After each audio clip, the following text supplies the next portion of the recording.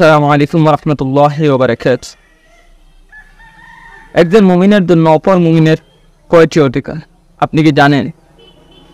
যদি জেনে না থাকেন তাহলে এই ভিডিওর মাধ্যমে আমরা আপনাকে জানিয়ে দিই।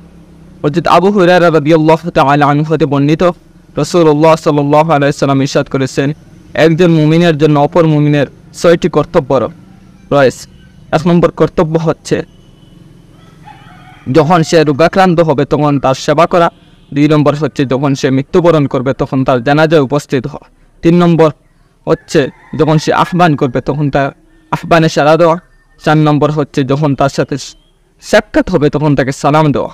5 নম্বর হচ্ছে যখন সে হাঁচি দিবে তখন তার হাঁচির জবাব দেওয়া।